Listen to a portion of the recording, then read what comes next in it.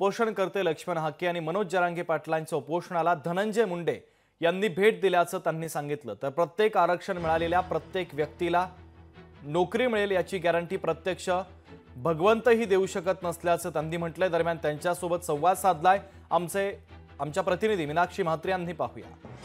कृषी मंत्री आहेत धनंजय मुंडे सर, यंदा कृषी अभ्यासक्रमामध्ये 5 विद्यालय सुरू होत आहेत। कशा पद्धतीत आता विद्यार्थ्यांना याचा लाभ होणार आहे?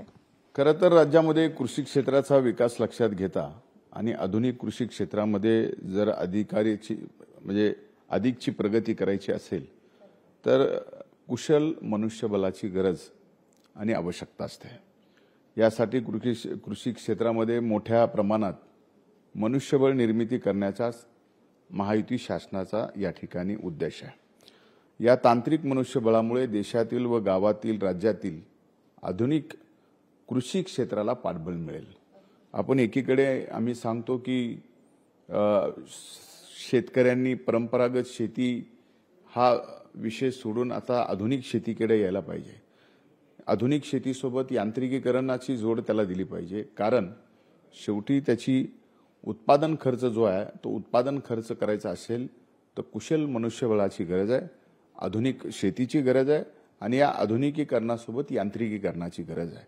आता हे यांत्रिकीकरण आणि आधुनिकीकरणासाठी कुशल मनुष्यबळाची गरज आहे आणि नक्कीच याचा फायदा महाराष्ट्रामधल्या फार मोठ्या या 5 कॉलेज नव्याने चालू होत आहेत।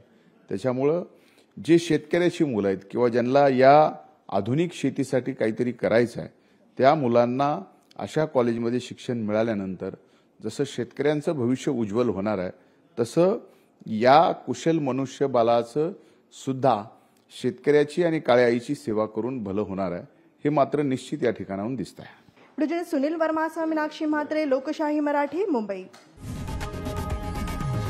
लोकशाही मराठी ऐका, पहा, जागरूक रहा।